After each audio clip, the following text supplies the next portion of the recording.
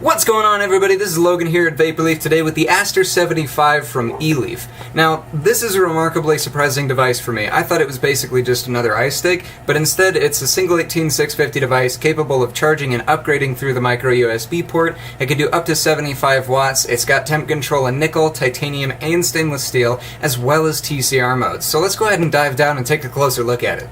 And here we are up close with the Aster. First off, if you take a look on the back, you get a list of everything that it comes with. This is basically just the device, the USB cable, and a user manual.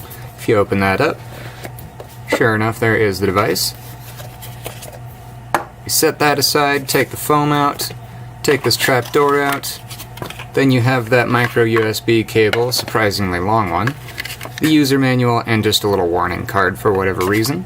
As far as the device itself goes here, you have your 510 connection up top, your fire button, your up button, and your down button, your screen in the middle of those two guys, this really sweet little micro USB port. I don't know if you guys can see that, but it's actually like flush with the front of the body, which is a really nice touch because it's really frequent to have that break off of the board, so having it pushing against the body is really helpful to prevent that.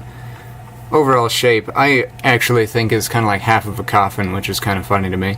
But then we've got the magnetic battery door. If we just slide that down a little bit and pull it straight off, we got a few magnets holding it in place. We got our positive up top here, our negative down low, which is going to be our spring-loaded connection. So let's go ahead and throw a battery in there. Now this is going to be a little bit of a tight fit, so you want to kind of, like, just don't put the battery in all the way, and then push down, get the top side in, and then you can just push both sides in to get it all the way seated. Then we can just put that battery door back on there, and we're booted up. Now we're going to go straight into power mode at 75 watts here, but if you do 3 clicks on the fire button, that's going to get you into this menu. Then you can go in either direction to change modes. So right now we're in wattage. There's TCR M3, M2, and M1, temperature for stainless steel, titanium, and nickel, as well as the bypass mode before getting back to wattage. We're going to go ahead and stay in wattage mode for a second, so if you tap that fire button to lock that in, then you can change your wattage down and up. It's going to go all the way down to 1 watt, all the way up to 75 watts. Really nice range, capable of firing a lot of atomizers. If you do 3 clicks again, we can get over into, let's start with temperature stainless steel. This is going to be just like titanium or nickel, it just depends on what material you're using, but you can change your temperature down to 200, and up to 600. Your wattage is going to say 75 on there. That doesn't mean that it's just going to put out 75 watts until it hits 600 degrees. It more or less decides what level it needs to put out in order to get it to your maximum temperature and then hold it there. So it's constantly modulating the wattage even though it just shows you 75 watts there. If we do 3 clicks on the fire button again, we can get over to the bypass mode. And with that, you're just going to get your battery, your resistance, your voltage, and the word bypass on there. So that's literally just firing at that voltage that it's reading right there. So whatever atomizer you put on there, the power level is going to depend on the resistance and the current voltage that you're getting out of your battery. You're not going to have any adjustability in this mode, it just fires straight from the battery. Another 3 clicks on the fire button, and we can get to the TCR mode.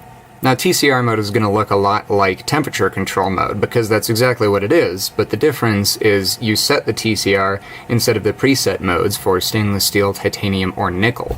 So what you're going to do at that point is turn the device off, hold the fire button and the up button until this little menu pops up. You can choose M1, M2, or M3, and then once you decide which mode you're going to be changing, you tap the fire button, and then you can change your temperature coefficient of resistance. Now, there's actually a little guide in the user manual to figure out what temperature coefficient of resistance range you're going to be in for the material that you're using, but then beyond that, it's just going to change depending on where you like it. So feel free to toy around with that and see what works best for you. Now to get out of that menu, you can either hold the fire button down until it turns off, or you can just wait for 10 seconds, which you can see that I have done here, so it's not doing anything at this point. And you know what, while it's off, let's show you another nifty little trick. You can hold the fire button and the down button, and then it's going to pop up with your battery voltage. We're currently at 4.05. Now, the other way that you can do this is turn the device on, do those 3 clicks, and just go back into bypass mode, you can see it's showing that same number, 4.05. So you actually have 2 ways of getting your current battery voltage. While the device is on, if you hold the fire button and the down button, you're going to go into stealth mode. So stealth mode is basically when you hit the fire button, the screen isn't going to come on, but you can still use these buttons and the screen is going to come on. The other thing you can do is press up and down at the same time, and that's going to lock the up and down buttons. If you can see there, it's going to say lock and unlock as you hold those buttons. That's going to make it so that you can't use either of these, but you can still use that fire button. And for the atomizer I've got today, I'm going to go ahead and run it on wattage mode, so I'll do those 3 clicks on the fire button, go over to wattage, tap that, and we're going to stay at 75 as well. So let's go ahead and bring it up top and see how it vapes. Before we move on, I actually have one more thing that I forgot to tell you guys, really important actually. So if you do those 3 clicks, you get into temperature control mode, you actually want to set your resistance. Sometimes with like stainless steel, it's actually better to not set the resistance. That's totally going to be up to you. But for materials like nickel, they have a really high coefficient of resistance, so it's really important to lock your resistance. In order to do that, you're just going to hold the fire button and the up button in a temperature control mode, and then a little lock symbol is going to show up next to the resistance there. To unlock it, you do exactly the same thing. So now that we're done with that, we can go ahead and move on to the meat of it. I went ahead and threw my Velocity clone on there. I'm using the Hellfire from Mech Fuel today, one of my favorite juices of all time, and I'm going to be running it at 75 watts.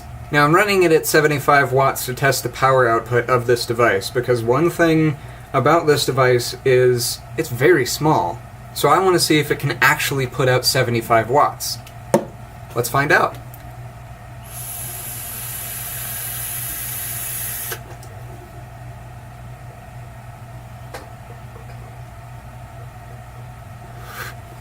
Wow, yeah, you know what? I think that's a full 75 watts. That's really good.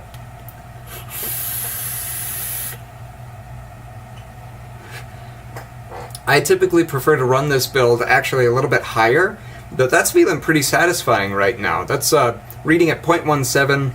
They're these little tiny fused Claptons. They're like 26, 36, something like 5 wraps, 2 millimeters, little baby coils. But they give off really good flavor, and with how I have it set right here, all the way up at 75 watts, really good heat, too.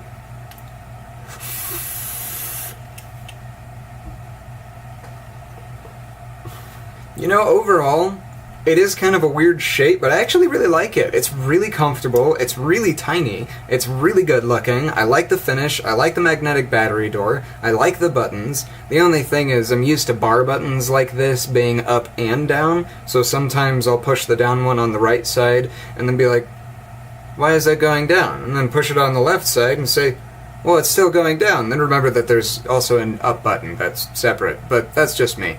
The screen is really nice. It's, you know, pretty underwhelming. It's like any other iStick screen, but it does the job. It gives you all the information you want to know. It's not the coolest, brightest, most feature-rich screen in the world, but a lot of people think that's kind of a waste anyway, so I think they did a good job just sticking with the normal stuff there. One thing I did notice about this device is there's not really any venting on it. You kind of have the micro USB port, maybe some gaps around the buttons, and even inside of the device, it's basically just solid plastic in the battery sled there. So, maybe a little bit worrying, running at really high power or maybe with damaged batteries, but, you know, running with damaged batteries is kind of scary to begin with. And seeing how it has a magnetic battery door, if the battery were to explode, it's not like it would turn into a grenade. It would just, you know, shove the magnetic battery door off. As I said before, I'm really impressed with this device. I didn't expect that much from it, and I'm, I guess, blown away as a result.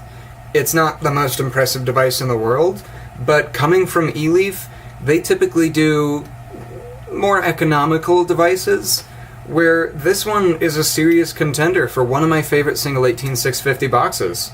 So I think that's about going to do it for today, guys. Thank you so much for watching. If you liked the video, please feel free to leave a like. If you have any questions about it, please comment. We love talking to you guys. We love starting a conversation. If there's anything else you want to talk to us about, we just love hearing from you. And for all the latest and greatest videos from Vaporleaf, be sure to subscribe. We'll see you next time. Bye.